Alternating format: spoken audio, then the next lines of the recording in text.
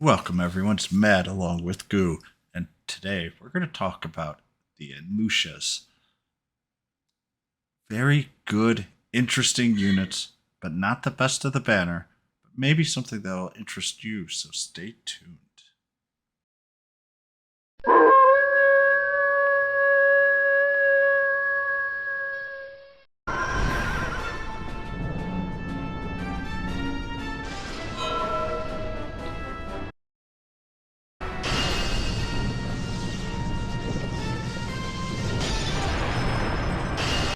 Alright, first one's Anlucia the Luminary. Could be calling her Princess Anlucia, just for a little bit earlier.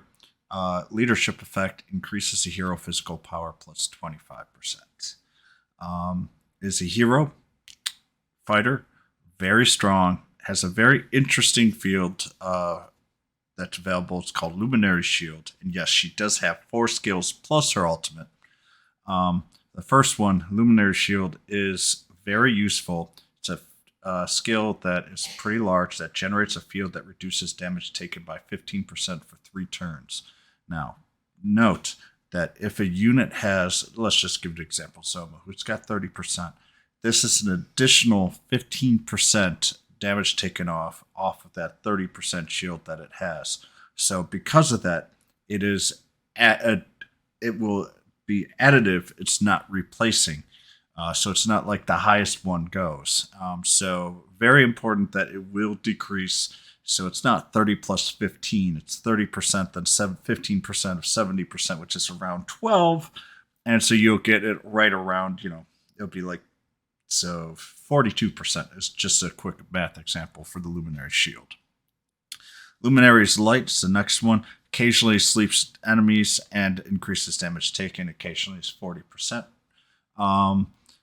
And this is a very useful skill, especially if for PvE. Works incredibly well with like Jessica in order to try and get that damage to finish off an enemy. This is actually a very, very useful skill just because she has the ability to do also physical and spell damage. And this is kind of where she gets a lot of her powers based off of Luminary Shield and Luminary Light. Um, just thinking, as an example, you have a Diamond Shield, and Lucia the Luminary works really, really well there as well. Luminary Lightning is her spell damage. It's Zap 118. Very, very heavy spell damage, but also very heavy MP consumption. And the last one is Ultimate Sword. It's 70. It does 380% physical, non elemental damage. Very strong. You'll notice later that she's very equal in power in both physical and magical. Just remember, though, she is a hero, so she can't learn another skill. Her first awakening is very, very powerful. Increases attack power, skill, and quickness. 3 turns at the start of odd turns to turn 10. Getting her to 1 awakening is very high on the go-to list because of this. It also works really, really well with her leadership effect, which is increasing hero physical power by 25%, which is incredibly beefy strong. Especially with the Luminary coming probably in about 7 to 8 weeks, maybe 6, but whatever. Who is also a super strong hero that you could be using. So Anlucia, or Princess here, is going to be very, very, very useful for that. Awakening skill, Sizzle Resistance and Crackle Resistance, 2 and 4. Her third skill, she will occasionally raise tension when attacked. And her last one gives her spell and physical power plus 5% and a small MP refresh, which is useful, but the only problem is she does slurp up a lot of MP from her really powerful skills and can be a little hard to keep her with MP.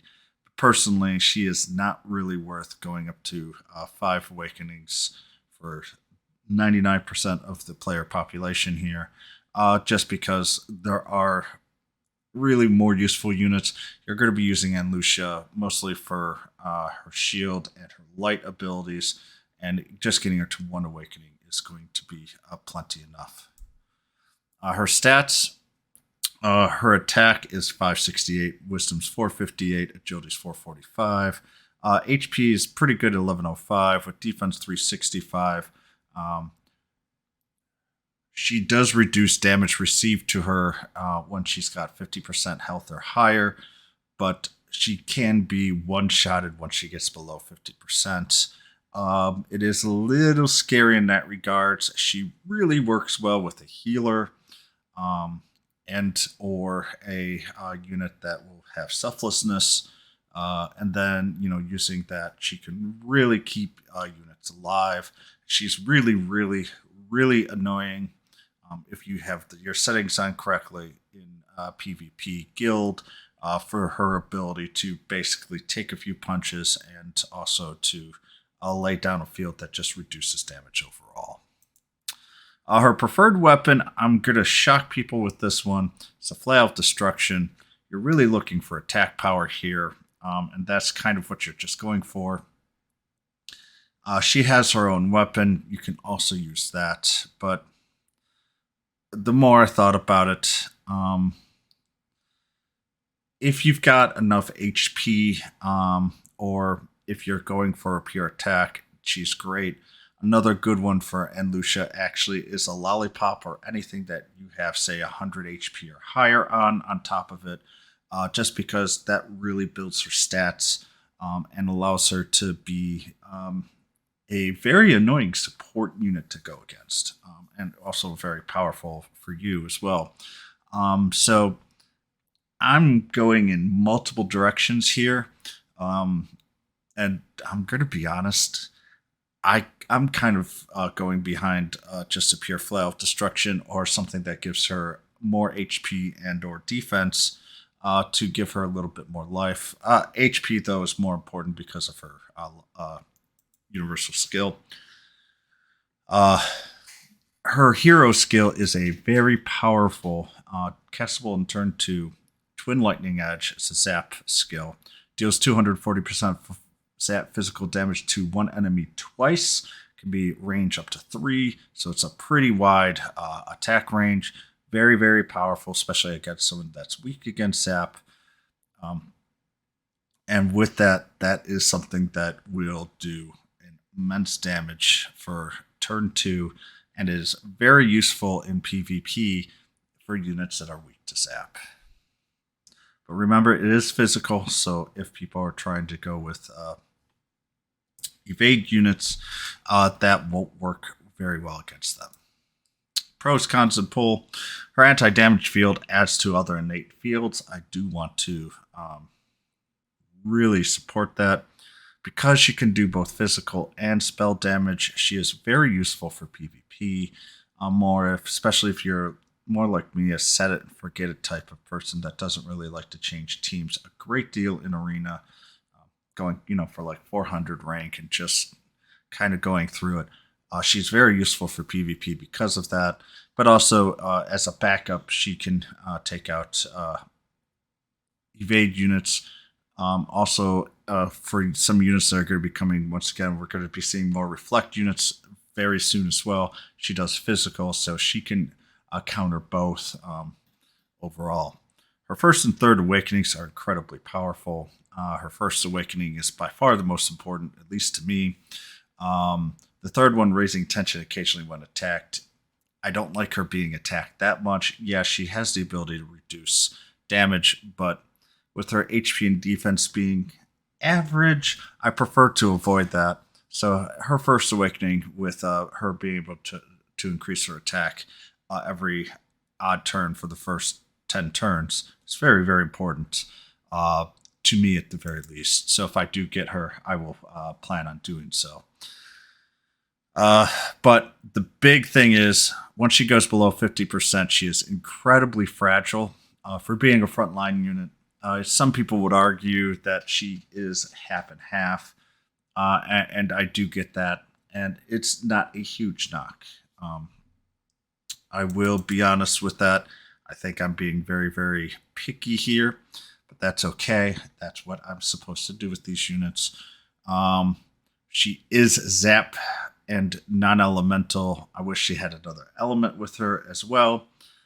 But all in all, she is a pretty powerful unit, and her leadership effect is not into pro, but it's really top notch, and I expect it to become even more important in the future. And for free to play people, a lot of our top notch units that are free to play are heroes, and this is really, really huge if you can get her just for the leadership effect. Well, I pull. The answer is going to be not hard. She is a great unit and worth getting her to one awakening if you do get her. As I say, for free to play people, I know there's going to be people that says the Maldragora, the World Breaker, is the best unit by a decent amount. They are true, but with her leadership effect increasing hero physical power plus 25%, we've got Yangus, we've got Jade, and even our A units, that physical power plus 25 will go pretty far for a lot of free-to-play units. And she is no slouch either. So that does kind of need to play along with that as well. As I say, though, I'm not planning on spending super, super hard for her, but instead, I do really want one of her, and then get her +1. So I'll have to see how truly deep I go, but I do hope I get her for free or with just a paid pull, as that will make my dilemmas a lot easier. All right, now let's go with Anlucia, the Maluminary. And yes, there is a lot of males in this one. I'm going to call her Demon. Demon Anlucia, just for simplicity. Her leadership effect is increases boss spell power plus 25%, which is also very, very powerful, especially with once, as I stated, my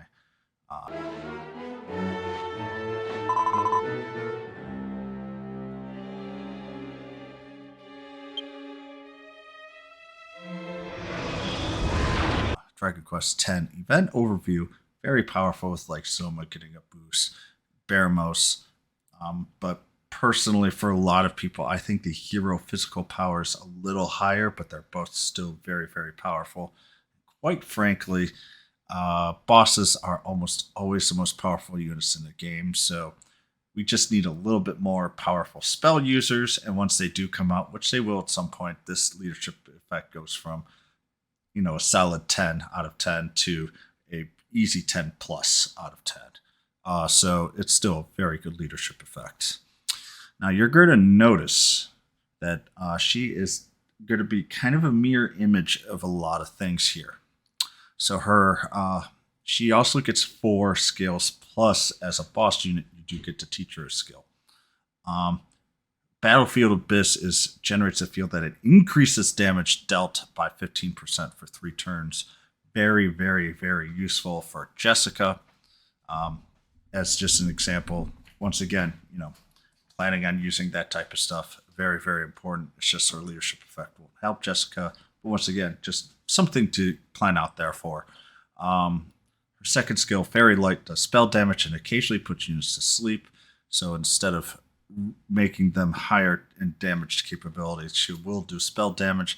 Personally, I think her Fairy Light's much weaker than Princess's skill, because that can occasionally increase damage. Is very, very important. The third skill, Totally Cold Blade, is a very strong physical. Now remember, her magic was this range 1. This is her physical, and does 260% crackle physical damage and draws 1 square towards you. This is actually a very important skill, mostly because we don't have a great deal of physical crackle dealers that are in the S range that have a lot of power. The main unit that right now that we use, or at least I use for crackle physical damage, believe it or not, is Killing Machine, which was the very first unit that was on top of the banner. It was kind of scary how good it was for a lot of people that focus on getting Killing Machine just because of the crackle. The last one here, Creation Matrix, her ultimate spell, does great spell damage on all enemies that's not elemental. Once again, mirror image of the physical. Her Awakening skill is very, very similar, though, except to Princess. She still has the increased attack power, skill, and quickness. 3 turns to start of odd turns. Sizzle Crackle for 2 and 4. And a spell, physical power +5, and small refresh for the 5th one. But for her 3rd skill, restoring HP when attacked by enemy, I think is a much better skill overall compared to raising tension. If she would have gotten, if Princess or the Luminary would have gotten this one here, I personally think Luminary would have been that much more powerful and on par with Mel Dragora. So her stats, she's a little weaker in HP and defense, 1068, 338. She does have the abilities to kind of counter that. Fine and dandy. Her MP is 443 and agility is 425. A little slower, but all in all, still very, very good. And she doesn't slurp up as much magic as Luminary does or Princess does. But overall, still decent MP, but you will find that she can't last super, super long. But she will be able to make it to turn 5, which is important for like Jessica techniques, where Anlucia, Maluminary and Luminary can both benefit Jessica for a clear, so you'll start seeing potentially some of those. But I know that's kind of high up for costing stuff. But as I say, the defense is relatively low. For her skill, the magic wand is probably the best. She has her own weapon. And when you're going to be going with teams, it's really going to be dependent overall on what you have here. But for her, she is going to be a bit more focused on magic. But also, you need to plan this out. So the one thing with both the Maluminary and Luminary is that if you're going into battle and need Crackle for the physical damage, you're going to want to put a physical piece of equipment on, and vice versa. But more than likely, she will be a lot more useful with the magic wand instead. So that's why I'm putting that there. But just to put it in both people, everyone's head. But as I say with the Luminary, 9 times out of 10, you're going to be using the physical instead, just because that is a much more powerful overall skill set that she has. But for the Maluminary, she will go back and forth. But I personally kept her with the wand because the skills, I'm going way against the grain. I think mid-heal is a scary, scary, scary thing to put on her, especially for PvP and Guild Wars. Putting that on top of her is going to be really, really strong. Blunt is another good one. If you want to put through there, you can also do anything that lowers defense for like a physical attack. If you want to do that, some type of debuff. But personally, I think going for mid-heal is by far the most powerful thing that you can give her, and it will cause a lot of pain in the PvP realm with her having mid-heal, especially with her wisdom being so high. That will go very, very well with her. Pro cons pull, extra damage field adds to other innate fields. Otherwise, her pro is the exact same. She can do both physical and spell damage. Very useful for PvP. Her 1st and 3rd awakenings personally are super powerful. If I get really, really lucky, but once again, I'm not shocker here. I'm not really going to go super hard for Anlucia. Part of the reason is I've never really played Dragon Quest X, so I don't have that nostalgia factor with the power here to kind of drive me to pull more. So all in all, very, very powerful. She can reduce 15% damage and increases the damage dealt for herself for the first 3 turns. She is fairly fragile. The 3rd awakening, though, does help a bit. So that reduced damage by 15% will help her with her HP and defense, but frankly, that is her biggest weakness, is for being as powerful she is, she can be. In PvP, I don't think she will be 1-shot, but she can be 2-shot fairly easily, especially if you've got her at 3 or 5 hearts. If you've got her at 1 heart, though, she can be 1-shot just because that defense is really, really low. Will I pull? No. But if I do get her, I will use my shards to get her to 1 awakening. Just like they're both very, very similar to each other. Um, Personally, if I had to choose which one of these, probably more important to go. Ooh, that's actually. I'm gonna go with the Luminary only because I really like Luminary's light. Um, by reducing damage as well. But they are both fairly equal in my regards. For people who are going really hardcore focus in PvP, I think Maluminary or Demon Anlucia can be very, very scary at 3 hearts with adding a healing spell to her, as that will definitely cause some pain. And the summable unit for the Anlucias is Mogus. I promised that I wasn't going to go too much, but Bang Force is a very, very, very important skill. Um, the odd thing is I will be pulling until at least I get one Mogus. I might take a look if I don't get lucky on that, and see if I can use the ticket. But Bang Force is something that I do want. And the other skills, honestly, are not all that important. But first skill's Crack, deals minor crack type spell damage to an enemy. Yeah. Cat Boom does major bang spell type damage to one, and very rarely at 20% charms. That is an incredibly powerful skill, especially if it uses Bang Force on itself. Remember, Bang Force increases bang power and resistance by 20%. We're not using it right now, but we'll start probably using that for certain bosses to make life easier for a lot of things. The stats, the agility is pretty good with wisdom. The MP is actually enough to cast a few cat booms after a Bang Force if you need to use it on itself. Otherwise, the rest of his stats are pretty poor. The HP and defense are really low, but for a mage cast user, that's what you expect. The agility, though, is pretty good. Leadership effect is great for a bang spell potency of 10%. But the bonus skills, Third Awakening, occasionally rises wisdom start of a turn. First Awakening will reduce MP consumption of bang spells and increase power by 10%. And honestly, you get another bang spell or magic type, or even martial type if you want to go with that regards. Cat Boom costs a lot of MP. Another bang spell that reduces a bang skill, magic, or martial, or even breath, will be very, very useful so that you can use bang without completely bumming out the MP after like 3 or 4 turns. Otherwise, that's pretty much what we've got there. I hope you guys do enjoy. Please like and subscribe. But good luck, everyone.